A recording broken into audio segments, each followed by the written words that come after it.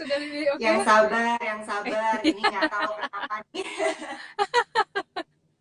wifi atau apa. Soalnya jadi aku tuh kalau lagi latihan bola pakai Hmm? Zoom meeting juga. Terus Loh, suamiku juga di kantor kan juga pakai meeting gitu. Jadi mungkin eh, rebutan ini, mungkin loh, rebutan. main bola pakai Zoom meeting gimana caranya, Mbak? Iya, jadi coachnya ngelihat Heeh. Edi apa yang dilakukan dan memberikan instruksi-instruksi melalui kamera gitu. Jadi Edi Wow. jam, Edi Heeh, apa gitu, Edi heeh. ke kanan gitu. Jadi dia tetap di coachnya tuh dari apa yang ngekontrol teman-teman latihannya tuh dari kamera gitu. Oh ya, keren banget ya bisa begitu sekarang ya latihan bola ya.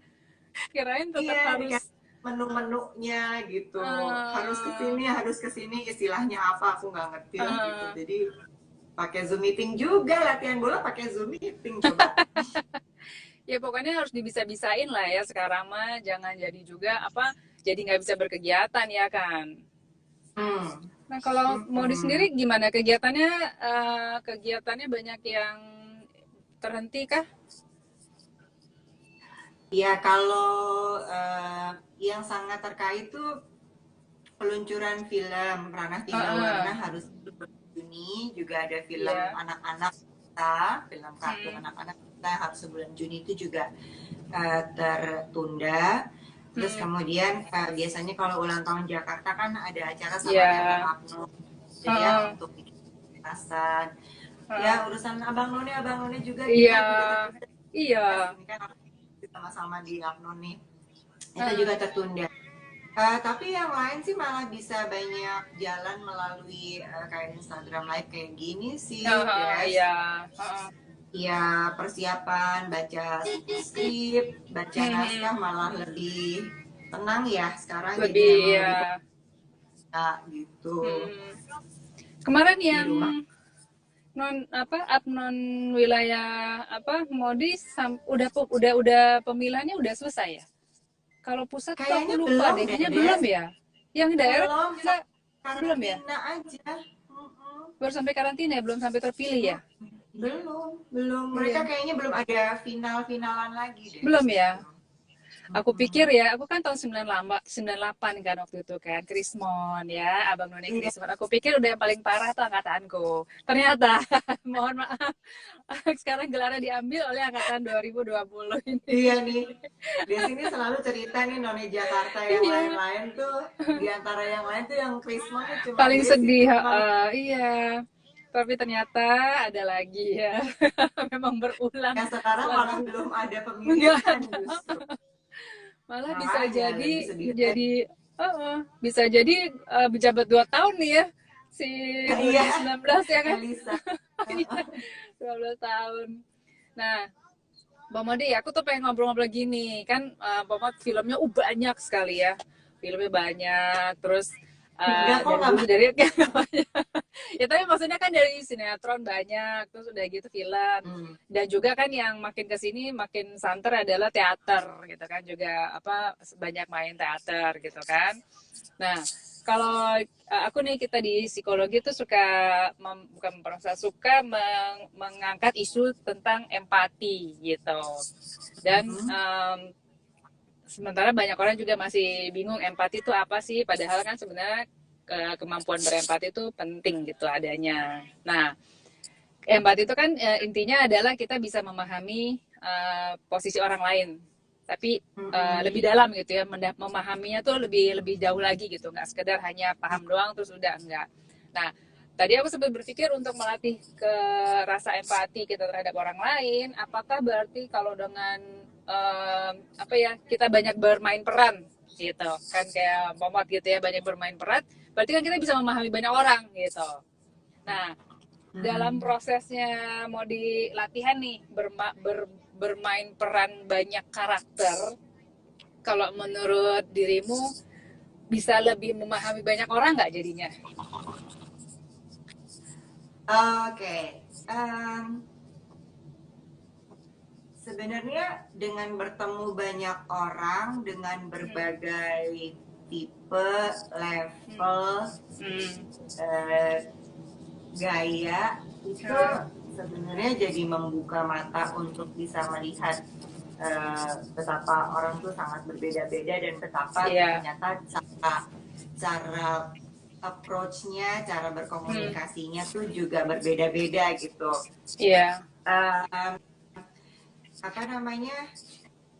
Kalau dalam hal pemeranan, biasanya dalam satu karakter tuh kebetulan kan peran-peran yang aku mainkan itu sebagian besar orangnya ada beneran gitu loh, Des. Iya. Kayak Bu Inggit Garnasi kan tokohnya ada dan dikenal. Kemudian Ibu Lasmi Ningrat, pejuang literasi Sunda dari Garut juga kan orangnya ada. Bahkan legenda Citra Resmi yang diperankan di teater pun dalam legenda Kerajaan Majapahit dan Kerajaan Galuh pun orangnya ada gitu. Jadi memang nggak bisa salah menginterpretasikan karakter mereka dan bagaimana merespon dalam juga menyuarakan isi hati mereka gitu. Jadi aku belajar tuh sampai selain membaca biografinya, berusaha menangkap sudut pandang dan pikiran-pikiran mereka gitu supaya mengerti pada saat mengucapkan dialog ini kenapa dia bisa mengucapkan dialog ini gitu. Kenapa dia berputar seperti ini, latar belakangnya apa gitu. Iya. Bagaimana ininya emosi yang di dalam hatinya seperti apa, tapi ekspresi yang harus keluar tuh seperti apa gitu. Kan kadang-kadang apalagi kalau perempuan gitu kali ya, Des, kadang-kadang ditanya senyum manis tapi dia tuh jelek gitu. Iya, jadi kadang-kadang aku belajar tuh dari semuanya gitu, juga berusaha melihat sudut pandangnya bagaimana, juga termasuk orang-orang sekelilingnya gitu yang mempengaruhi mereka dalam mengambil keputusan dan sikap gitu. Biasanya sih sangat terbantu kalau udah bisa membaca biografi itu. Tapi memang pada saat kita udah sekira-kiranya udah dapet gambaran karakternya, apa latar belakangnya. Jadi pada saat mengucapkan dialog dan memberikan gestur-gestur itu sepertinya emosinya udah terbentuk gitu loh, Des. Jadinya paham. Karena kadang-kadang kalau cuma ngomongin kalimatnya aja tanpa ngerti kenapa gitu. Misalnya aku minta cerai gitu. Ya kenapa cerainya karena apa nih? Karena punya pacar lain, apa karena dia punya cowok lain, atau karena dia punya alasan lain, kan berbeda. Nah, aku mau cerai karena aku nggak mau diduain, misalnya gitu kan. Jadi tahu gitu apa yang disampaikannya seperti apa. Nah kalau misalnya untuk apakah membantu memahami orang lain,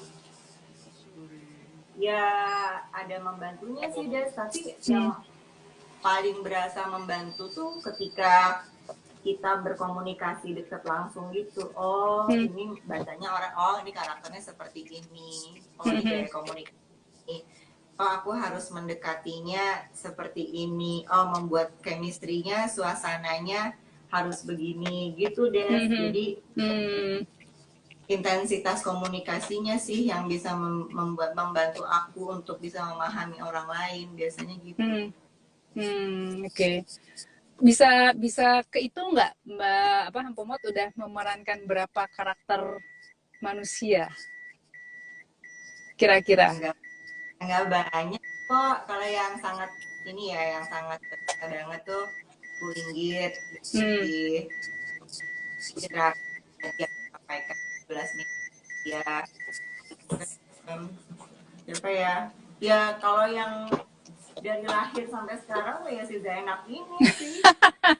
Dari lahir sampai sekarang misalnya abis dari lahirnya si tokoh Zainab itu sampai saat ini kan aku membidani dia gitu.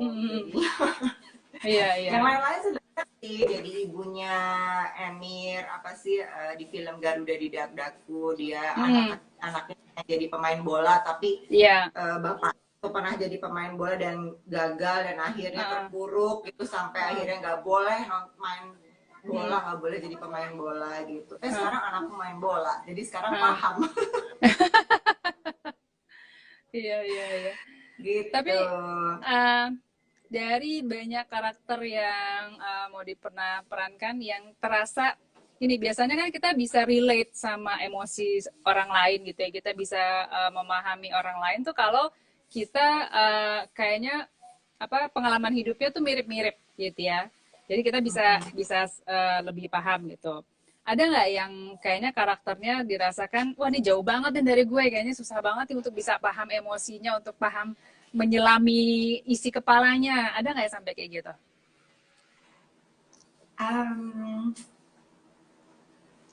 Kalau nggak salah pernah memerankan tokoh di FTV ya, film TV. Jadi cuma satu episode, judulnya Cinta Selembut Awan. Waktu itu mainnya sama Meriam Bellina sama Agnes Monica. Pertama kali Agnes Monica main gitu.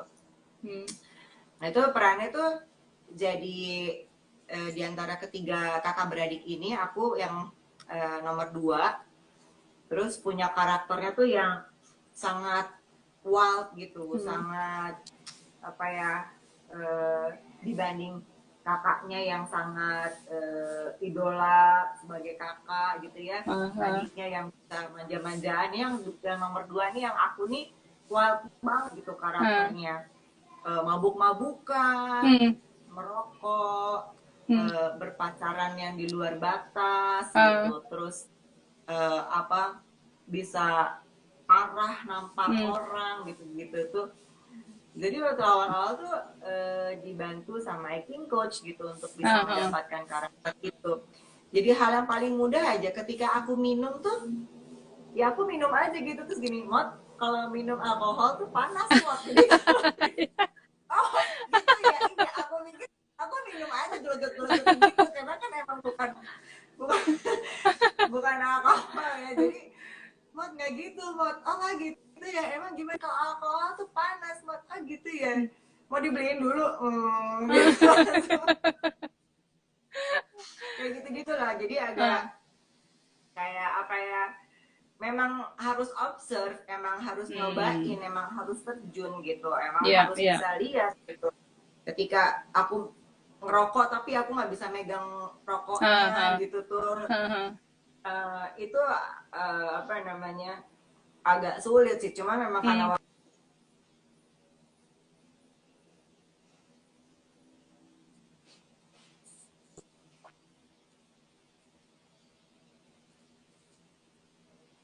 mepet waktunya untuk bisa lebih dalam gitu memerankan hal-hal kayak gitu.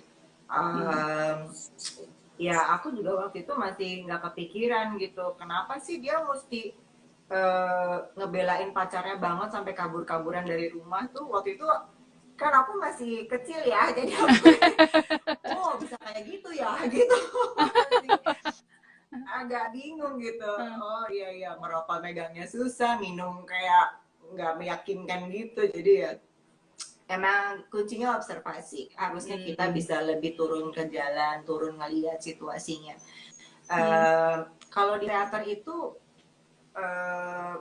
karena kita biasanya prosesnya panjang, jadi punya banyak waktu untuk bisa mengobserve gitu, melihat, memperhatikan, mencari karakter yang mau kita contoh seperti apa gitu. Itu ada waktu gitu, jadi kita bisa membentuk emosi dan karakter kita menjadi seperti itu. Kalau di luar negeri kan Des, para pemain aktor itu dikasih waktu bisa 6 bulan, bisa 6 bulan setahun, ya. Keanu Reeves gitu untuk memerankan Matrix kan dia dalam waktu berapa bulan itu dikontrak dengan semua jadwal latihan bela diri, latihan ini, latihan itu, program diet, pembentukan badan itu tuh udah diarahkan sebelum syuting tuh Des. Jadi apa namanya, memang dibiayai dan dibentuk dan dijagain banget untuk bisa dapat karakter-karakter itu.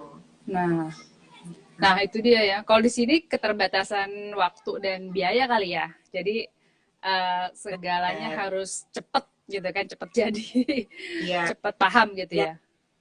Dan biasanya ekspektasinya juga kadang-kadang nggak terlalu tinggi ya, tergantung dalam produksinya gitu. Jadi kadang-kadang kita udah berusaha gitu, udah nggak apa-apa, langsung aja.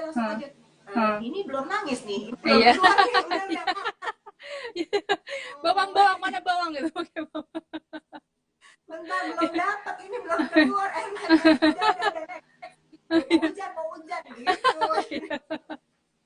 Iya, iya benar. Tapi ya apa namanya, kadang-kadang ya karakter-karakter itu tidak hanya membantu kita mengenal orang lain yang karakter kita bawakan, tapi juga karakter-karakter lawan main juga sih, Jen. Oke.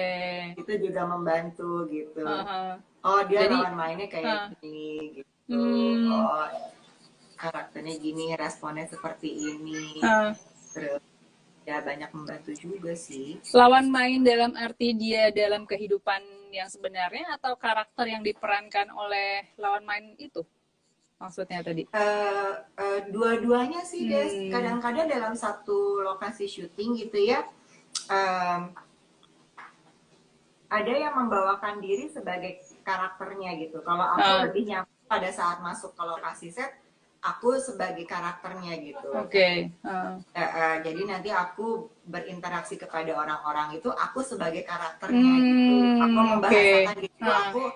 Aku amaknya Alif gitu. Aku ini istrinya ayah David gitu. Akhirnya ya nama-nama anak-anak itu. Nah, ya aku panggil anakku ya nama anakku di dalam film itu gitu. Aku berusaha menciptakan itu supaya mendapatkan respon-responnya yang aku bisa baca nanti pada saat di take. Oh seperti ini nanti dia beresponnya. Oh nanti seperti ini responnya. Kadang-kadang kan suka bingung ya. Yeah. Ini marah beneran, apa ini sayang beneran, ini apa beneran gitu kan. Jadi aku biasanya udah mengenalkan karakterku nih dalam karakter yang memang akan dibawakan supaya orang-orang tahu bahwa apa yang aku lakukan ini dalam rangka membentuk menjalin hubungan chemistry kepada lawan mainnya gitu. Jadi orang-orang juga mungkin melihatnya juga jadi agak paham gitu. Kenapa nih kok sedih, tiba-tiba sedih? Oh iya karena sebentar lagi mau scene-nya sedih gitu. Oke. Jadi bisa dibilang ketika mau itu lagi di lokasi syuting gitu ya, lagi persiapan tas syuting tahap teater gitu ya. Karakternya mau ditinggalkan dulu gitu ya, ditinggalin, ditaruh, disimpan di mana, di rumah gitu ya. Iya nggak sih? Disimpan, iya. Iya, disimpan dulu gitu, taruh di locker. Iya sih, ya tapi kalau aku masih nggak total langsung berubah 100% banget sih, jadi memang tergantung situasi dan kondisinya gitu. Kalau emang perlu banget sampai berubah total, kayak waktu aku memerankan Suster Mariam, Suster Katolik sebagai biarawati di film Ave Mariam, waktu itu aku berusaha sekali mengubah diriku luar dalam sebagai si Suster Mariam itu sih gitu. Jadi pada saat break syuting pun aku nggak pergi, nggak main, nggak apa, ya duduk aja di katedral, di susteran, ngobrol sama suster, memperhatikan gesturnya, memperhatikan bagaimana mereka berekspresi kayak gitu-gitu. Nggak pergi kemana-mana, itu total sih. Aku nggak jadi mau di waktu itu. Aku total menjadi diam waktu itu. Tapi tetap sholat. Ya itu mah susah ya untuk ini. Jadi nggak ini gitu, setotal-totalnya kan kita punya bilik-bilik keterbatasan, limit-limit yang bisa kita tetap jaga. Iya. Gitu. Nah, kalau empati itu kan gini, kita memahami orang tuh benar-benar sampai ke emosinya gitu. Paling mudah adalah kalau kasih contoh misalnya soal malu gitu ya. Mungkin kalau kayak udah Maudi atau teman-teman lain yang sudah biasa untuk tampil di publik gitu kan, ketika suatu kali disuruh tampil di panggung kan ya udah sih, bukannya nggak tahu malu, tapi udah biasa lah gitu ya, jadi nggak perlu malu lagi. Nah mungkin buat kalau teman-teman yang baru mau belajar, misalnya belajar public speaking, belajar jadi MC, itu kan masih ada rasa malu gitu kan, malu naik ke atas panggung, grogi gitu. Nah kalau mereka itu sering mendapatkan dorongannya gini, udah nggak apa-apa, nggak usah malu gitu. Nah, kalau untuk orang yang menunjukkan empati, itu nggak tepat tuh bilang jangan malu, karena kadar malunya setiap orang kan beda ya. Artinya ya kamu mah udah biasa, jadi kamu nggak malu lagi, tapi kan aku malu. Nah, kalau empati itu kita juga mengenali rasa malunya orang itu, sehingga kalau mau menyemangati itu nggak dengan kata-kata yang jangan malu, ya karena itu namanya berarti bukan empati gitu, nggak paham gitu malu itu kan. Nah, artinya kan gini, empati itu menjadi lebih sulit karena kita mengesampingkan apa yang biasa kita rasakan gitu ya. Yang suatu hal yang mungkin biasanya kalau dalam kehidupan pribadi kita hal tersebut membuat kita marah misalnya. Tapi ketika memerankan karakter yang berbeda kan karakter itu belum tentu marah akan hal tersebut gitu. Nah, pernah nggak Modi ngalamin ya memerankan karakter yang, aduh ini, misalnya aku nggak suka gitu. Sebenarnya ini terkait sama ada pertanyaan yang temanku lontarkan ya soal si Zainab ini. Dia nanya gini, tanyain dong ke Modi, gregetan nggak sih memerankan Zainab yang kayaknya kok lempeng banget, pasrah banget, yang kayaknya kok diem aja digituin gitu. Aku juga iya sih, kayaknya kalau jadi Modi yang bener bakal gitu juga apa gimana kalau makanya kayak ada perdebatan batin nggak, pernah ngalamin nggak kayak gitu? Banget, karena aku nggak Zainab sama sekali sih sebenarnya. Dalam hari-hariku tuh aku sama sekali nggak Zainab. Jadi kadang-kadang aku suka ngomong gini, kalau aku jadi Zainab mah udah ditinggal aja kali tidurnya, udah nggak apa-apa, sama Sarah juga nggak apa-apa gitu kan. Tapi kan aku mengerti betul gitu bahwa setiap peran dalam cerita itu punya tugas gitu untuk membuat emosi orang-orang gitu kan. Ada yang bikin ketawa-ketawa, aku bagian yang bikin kesel-keselnya gitu. Ada yang bikin apa, kan semua ada tugasnya. Jadi aku paham betul bahwa tugasku di situ adalah untuk bikin emosi apa gitu. Sudah aku jalankan hal itu gitu. Tapi sebenarnya untuk film Sidul yang terakhir kemarin itu, Akhir Kisah Cinta, Bang Rano tuh memberikan kesempatan kepada kita untuk bisa diskusi gitu sama Bang Rano gitu. Jadi pas kita baca skenario-nya, aku bilang sama Bang Rano, Bang, perempuannya Bang dari bertahun-tahun dibikin kayak gini, dia nggak mungkin dalam satu titik klimaks ini dia nggak keluar emosinya, aku bilang gitu. Sampai kita ke psikolog juga loh, Jess. Aku tanya ke Mbak Vera Uli, karena aku dekat sama Mbak Vera, karena kita pernah membawakan program sama-sama kan ya. Mbak Vera, logis nggak kalau seorang perempuan dalam situasi seperti ini bertahun-tahun dalam kondisinya begini, dia punya seperti ini, akan merespon seperti ini gimana? Logis Mbak, berarti dia nggak mungkin begini kan? Enggak, dia akan begini ya, seperti ini, benar nggak? Gitu-gitu loh, kita diskusi kan waktu di situ. Karena aku sangat berusaha supaya yang keluar tuh bukan Maudi gitu. Itu yang keluar Zainab, yang marah tuh Zainab gitu, yang kesel tuh Zainab, yang udah fed up tuh Zainab, bukan Maudinya gitu. Jadi aku sangat berusaha banget untuk jangan keluar Maudinya gitu. Nah, tapi satu hal ya Des, kayak yang tadi Desi bilang gitu ya, berusaha empati. Aku nggak tahu apakah ini salah satu kategorinya. Jadi waktu itu kan aku pernah membawakan acara curahan hati perempuan, menerima curahan hati para perempuan, entah dalam bentuk dia di KDRT, entah dia menemukan pelecehan, menemukan apapun gitu ya. Mereka tuh ceritakan kepada kita ya, ada aku sebagai host, ada Ustazah Okistiana Dewi, ada Mbak Vera Uli sebagai psikolog. Ketika dia menceritakan itu ya, menceritakan bagaimana anaknya dibunuh, bagaimana anaknya ini, bagaimana dia memandikan anaknya tuh, aku tuh kayak terserap gitu loh, Des. Terus sampai ikutan, sampai kebayang situasinya dia sampai itu tuh, Des.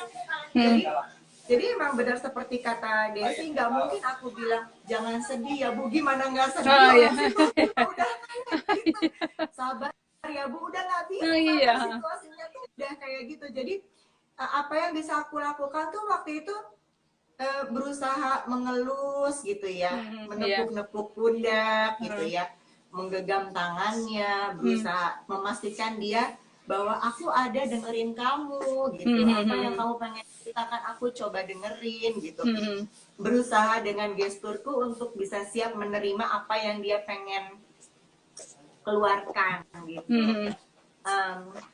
Sampai ya misalnya pada saat dia berhenti ya udah nafas dulu, dikasih minum dulu. Hal-hal yang memang yang aku bisa lakukan hanya waktu itu ya itu Des, karena kayaknya kata-kata menenangkan, sabar ya Bu, Iya. apa itu kayak udah Iya nggak?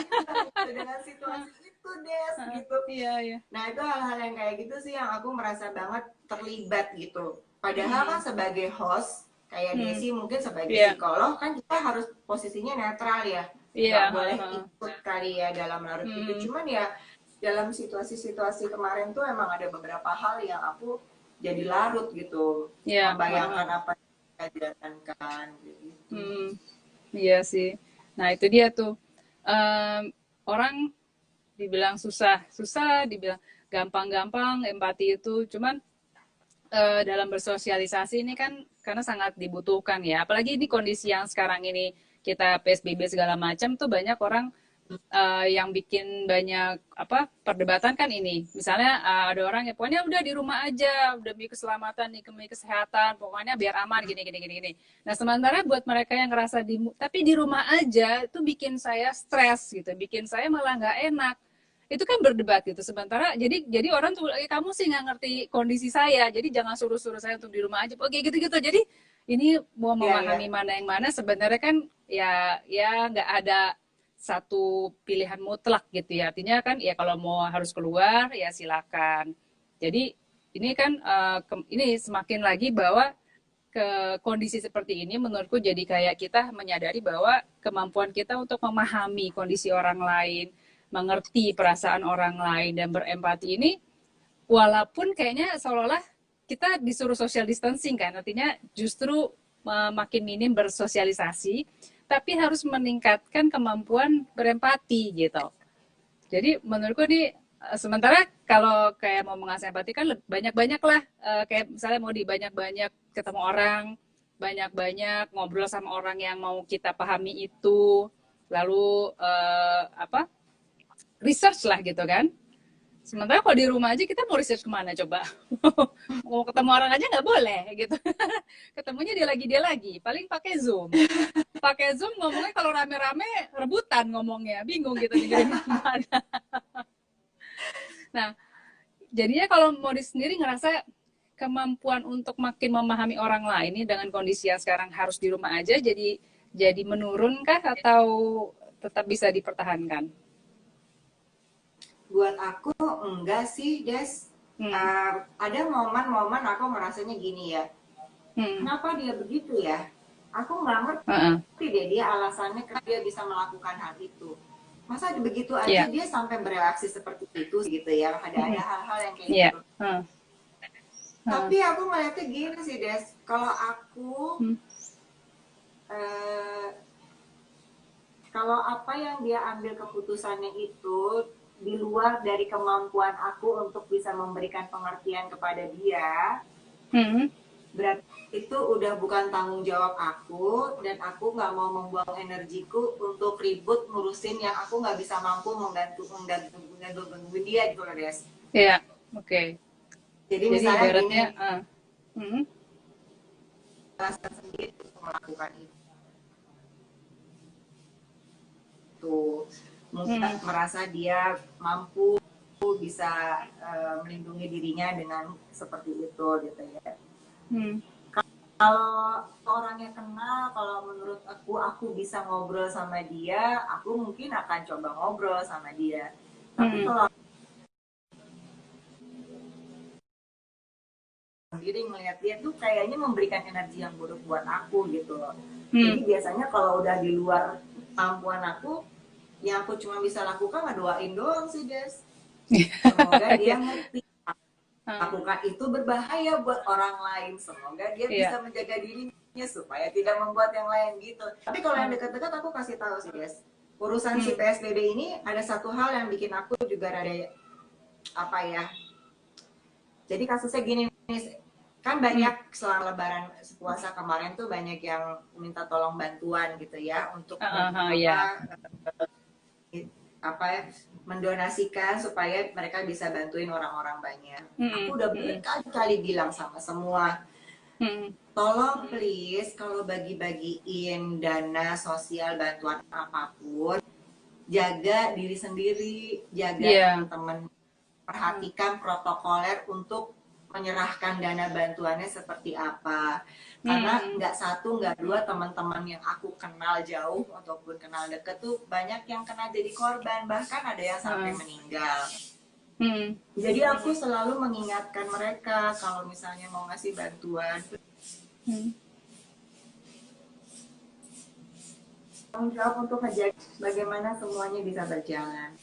Oke Mbak Modi, aman kok, kita pasti semua prosedural aman gitu. Oke, udah ini Des, tiba-tiba dikirimin ya, itu anak-anak yang menerima bantuan tuh cium tangan satu-satu sama semua tuh orang yang ngasih, nggak pakai masker, nggak pakai apa, cium tangan giliran satu-satu, foto rame-rame dengan bantuan gitu.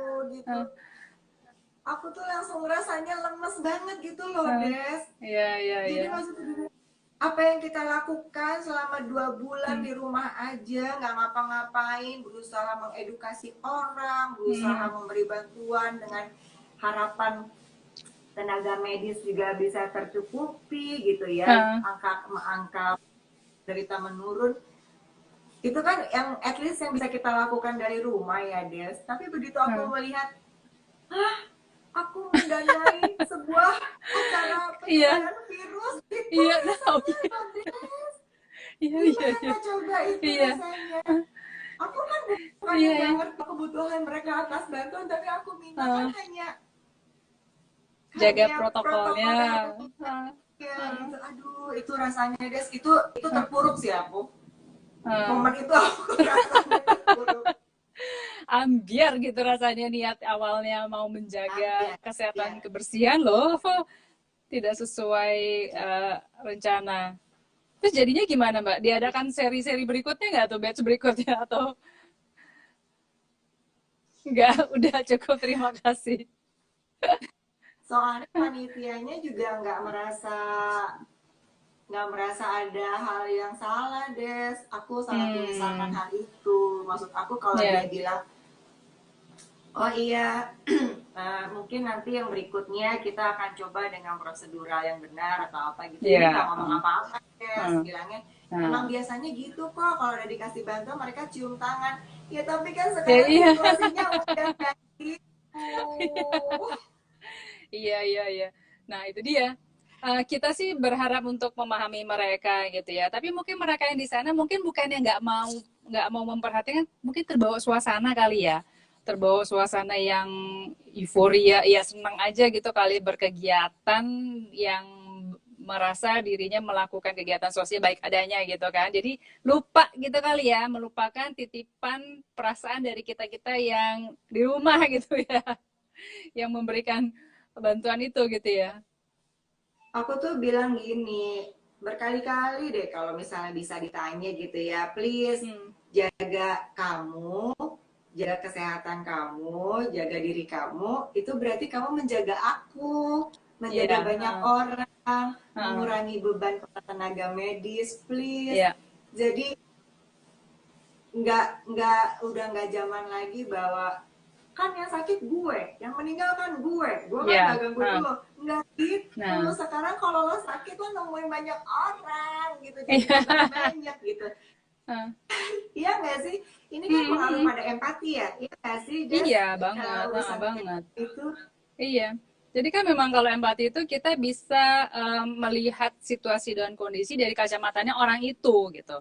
Kalau yang tadi dibilang ya yang sakit-sakit gue, yang ini gue ya suka-suka gue dong gitu kan, berarti memang dia hanya melihat ya dari kacamata dia aja gitu kan yang kelihatan. Tapi dari orang lain, kayak misalnya kita mungkin sekarang ini yang sangat dibutuhkan, kita berempati pada tenaga medis gitu ya, para tenaga medis yang kalau kita dulu mungkin kita nggak ketemu mereka, ngerasa oh ya udah mereka kan emang kerjanya di rumah sakit, emang udah suster lah, dokter, emang kerjanya seperti itu. Tapi mungkin kalau sehari nih mungkin disuruh bermain peran gitu, coba deh lo sekarang nih kerja sebagai perawat atau dokter di rumah sakit sekarang gitu loh, yang pakai APD-nya tuh perlu 1 jam, mau pipis nggak boleh gitu kan, mau pulang pokoknya segala macam, coba deh baru bisa tahu gimana rasanya gitu kan. Sementara belum ditempatin di tempat yang kayak gitu, mungkin juga nggak nggak terasa. Nah, tapi kan bukan berarti ya kita harus semua nyobain pakai APD, harus nyobain ke rumah sakit terus baru paham, kan nggak harus begitu ya. Artinya justru kemampuan itu yang kita kembangkan, bahwa ya udah dari sini berusaha pahami yang ada di sana gitu kan. Gitu. Banyak juga teman yang pernah yang cerita bahwa teman mereka pernah kena COVID sampai 40 hari. 45 hari udah berkali-kali swab tuh masih negatif ya, sampai 45 hari baru beres. Dan setelah selesai tuh ya bilang, bener, lu nggak pada ngerti sih rasanya sakit 45 hari diisolasi. Lu pada nggak tahu sih ya, kayak gitu. Nah, kan nggak perlu kita sampai di posisi dulu untuk bisa rasanya gitu. Ya itu sih, tapi ya tadi balik lagi ke yang tadi tuh, Des. Aku berusaha mengedukasi orang-orang yang menurut aku emang aku bisa ngobrol, mereka mau dengerin aku, ya aku akan ngomong. Tapi kalau yang udah di luar sana, yang kayaknya emang tidak terjamah, yang aku bisa lakukan ya itu cuman kirim doa. Kirim doa, benar ya. Iya, kirim doa semoga dia akan dapat momen yang dia akhirnya mengerti gitu. Dapat dia bisa melihat sudut pandang yang lain gitu. Karena kalau enggak akunya jadi capek, jadi ikutan kesal terus dia, Nes, gitu. Mungkin ada batasannya ya empati sama orang juga, ya nggak sih? Ada sih, gini. Kalau aku batasan mungkin ada, ya pasti ada lah, yang namanya kita manusia kan pasti punya namanya keterbatasan. Tapi gini loh, aku ngeliatnya memang juga ya, terlepas dari kita perlu banget untuk mengasah kemampuan kita berempati, tapi kan karakter manusia itu banyak banget macamnya dan lucu-lucu lah gitu ya. Ada yang lucu bagus, ada yang lucu aneh, ada yang lucu ngecelin gitu kan, macam-macam lah gitu ya. Nah, pasti ada di titik yang di mana kayak aku pun juga suka mikir, wah ini orang ini memang tidak perlu saya pahami karena kayaknya emang gak masuk di nalar kepalaku nih untuk bisa memahami dia. Jadi aku pun juga merasa bahwa ada hal-hal yang memang tidak perlu kita pahami, cukup kita tahu saja terus ya sudah gitu kan, cukup sudah itu ya udah kita bisa doain. Kalau soalnya ya itu tadi, kita punya keterbatasan untuk memahami gitu kan, nggak semuanya kita bisa, wah gue ngerti banget nih orang nih, ya nggak gitu juga kali ya. Ada halnya aduh gue nggak ngerti sama orang, udahlah pokoknya nggak ngerti dia mikirnya kayak gini, cara pikirnya gimana, ya sudah, memang keterbatasan itu pasti ada sih gitu. Pernah nggak tapi mau di menerima peran yang sampai nggak Kina, kayak aku tuh kalau dikasih peran kayak Zainab, itu kayak aku nggak ngerti kenapa dia begitu gitu kali ya, saking kok bisa sih, aku nggak paham gitu. Pernah nggak ketemu perannya kayak gitu?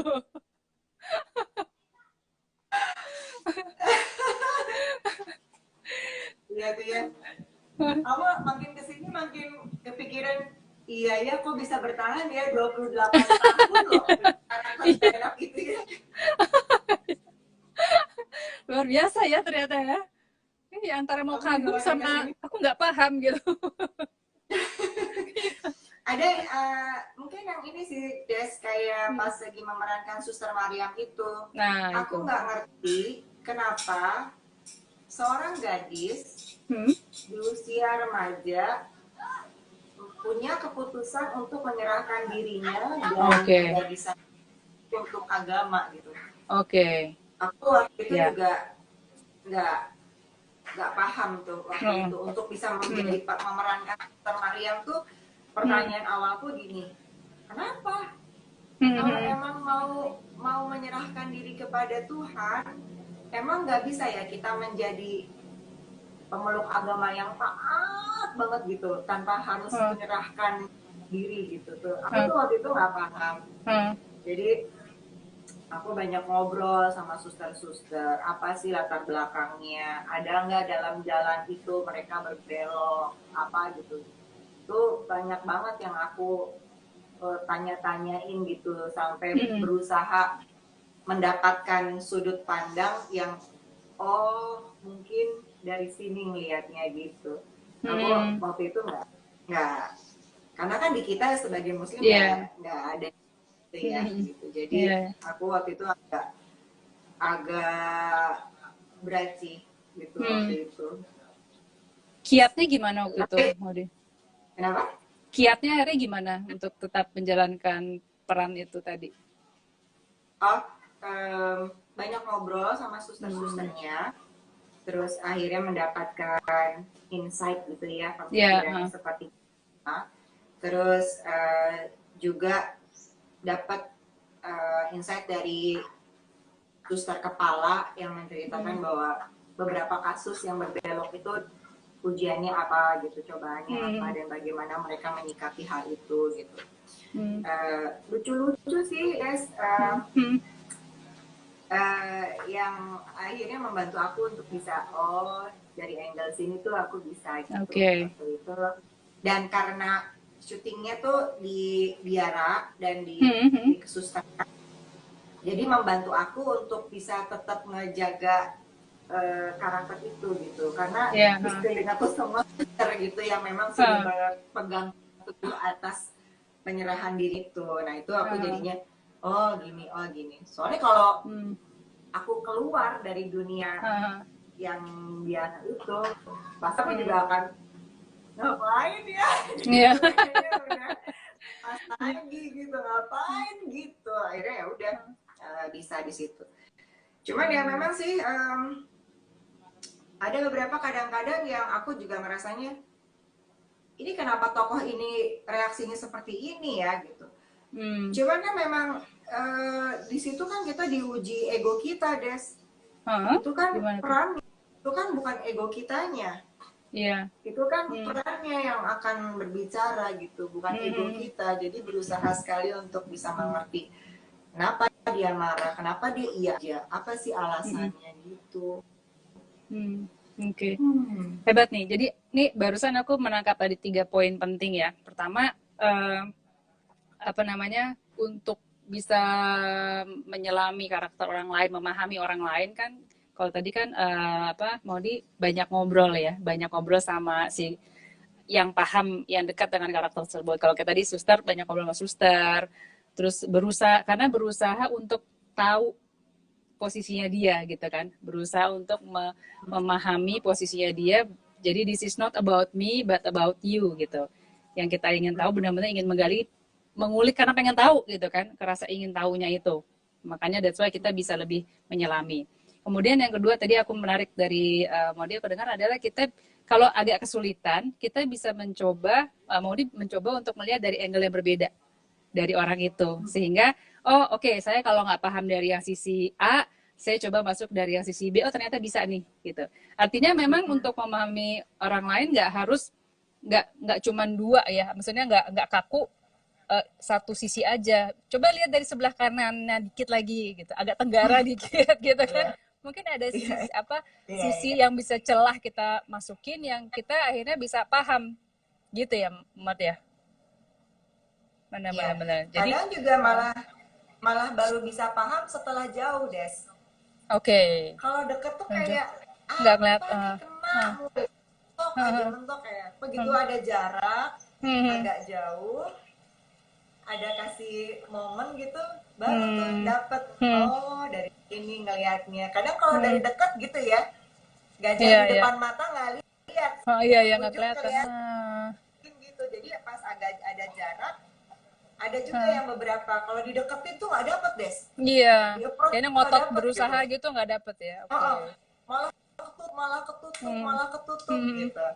Tapi pas giliran dilepas gitu, di hmm, hmm, agak jauh, dilihat dari hmm, jauh. hmm. Nah iya, iya benar-benar. Jadi kita benar kan, karena kehidupan kita manusia itu kan kompleks ya, artinya pengalaman hidupnya banyak sekali, terus berbagai macem lah, artinya nggak cuman monoton gitu kehidupan orang kan ya.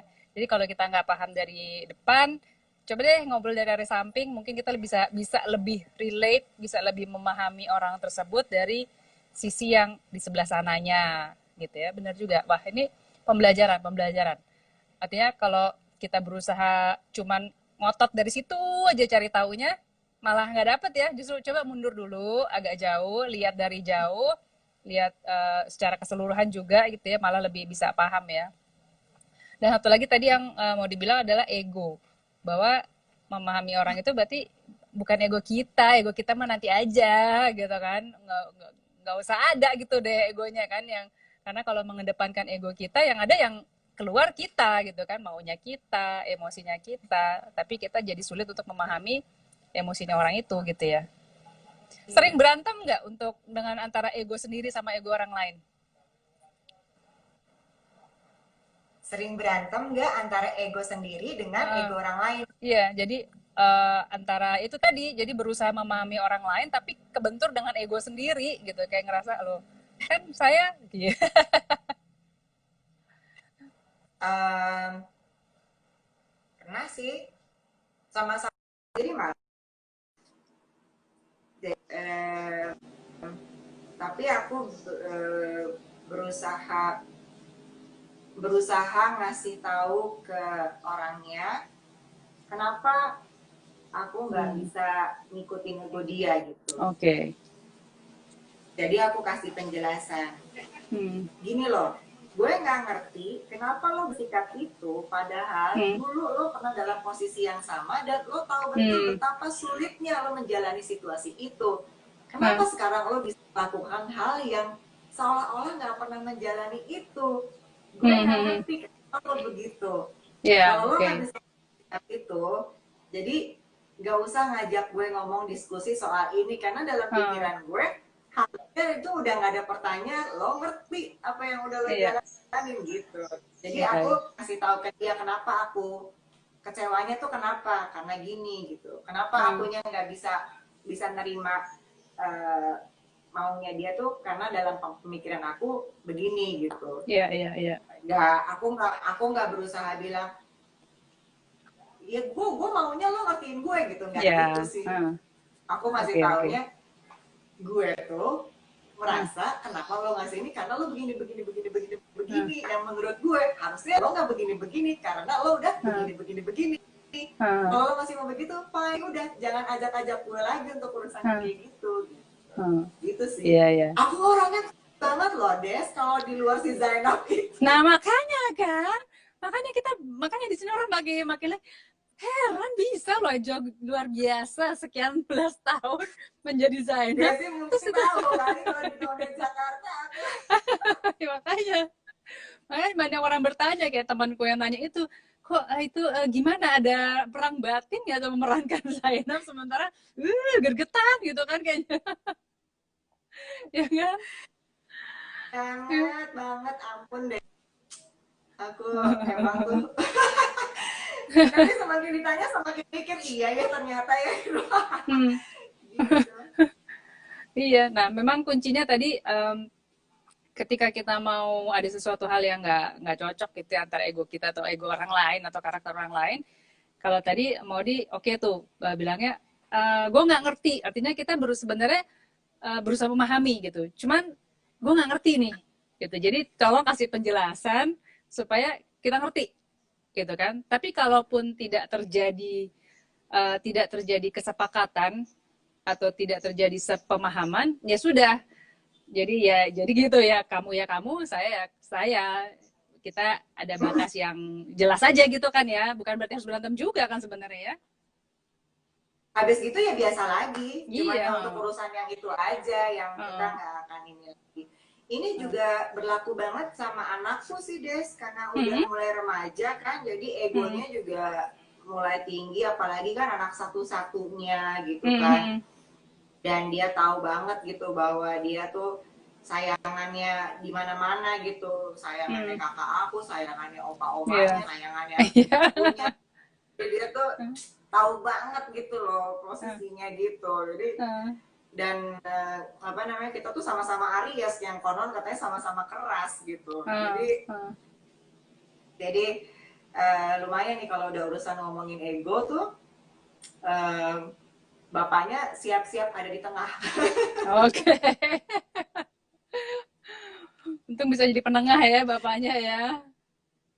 Iya, jadi kadang-kadang mesti ngasih tahu juga gitu kan.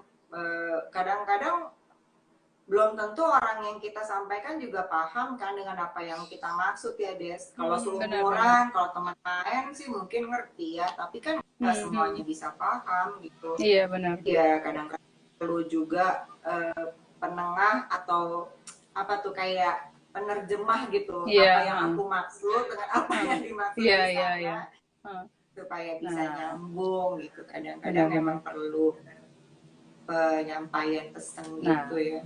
Iya, complicated itu ya manusia. Maksudnya gini, kita kan berbahasa dengan bahasa yang sama ya. Kalau nggak bahasa Indonesia, bahasa Inggris, pokoknya sama lah. Apalagi anak dan ibu, bahasanya kan sama. Tapi itu tadi, udah bahasanya sama pun perlu penerjemah gitu untuk bisa di tengah-tengah. Karena sebenarnya cara berpikir masing-masingnya tetap aja beda. Mau keluar dari rahim ibunya pun, ya, darahnya sama pun, tetap aja beda gitu kan cara berpikirnya. Jadi bayangkan dengan orang lain yang nggak ada hubungan darah, cara berpikirnya beda, emosinya beda kan, ya lumrah aja pasti ya. Nah, tapi sementara kita sebagai manusia diminta untuk bisa memahami orang lain ya, untuk bisa melihat posisi orang lain. Nah, itu keterampilan ya. Odi, makasih banyak loh ini obrolannya sore hari ini. Ini udah hampir 1 jam, sebentar lagi terputus. Tapi jadi fix nih ya. Kita, kalau aku gini menilai seorang aktris ya, pemain peran yang bagus tuh seperti apa sih gitu kan. Nah, contoh nyata adalah Maudy yang Maudy dengan karakternya Maudy nih, memainkan peran yang si Zainab itu ya, selama belasan tahun gitu kan. Artinya teruji bahwa oke, berarti memang dia bisa menampakkan dirinya, mau dia ditaruh di rumah sebagai Zainab, berarti kan udah untuk peran-peran lain udah lebih cincai lah gitu, meranin Maudy aja bisa gitu kayak peran Maudy memerankan Zainab aja bisa, apalagi memerankan yang lain-lain. lebih bisa lagi lah pasti gitu. Iyalah orang gitu. Aku sangat bergantung banget sama lawan main, sama sutradara, sama teamwork. Aku sangat bergantung banget sama teamworknya sih. Kalau enggak ya nggak dapet juga. Des, aku makasih banget diajak ngobrol. Sama-sama, aku juga senang banget. Mudah-mudahan aku habis ini bisa belajar acting. Jangan nggak mungkin ya, iya nggak mungkin rasanya nggak mungkin. Walaupun sering ngobrol sama banyak orang, tapi rasanya juga kayaknya nggak ya. Lagi pula orang tuh lebih seneng nontonin Maudy di TV. Ngeliat aku di TV, nanti dimatiin TV cetut gitu langsung. Kan kamu kan ilmu-ilmu yang disampaikan yang berguna buat kita. Amin. Makasih ya, semoga obrolan kita sore hari ini mudah-mudahan bisa memberikan manfaat buat banyak teman-teman ya. Makasih ya Maudy ya untuk sore hari ini ya. Kapan-kapan kita ngobrol lagi ya. Assalamualaikum.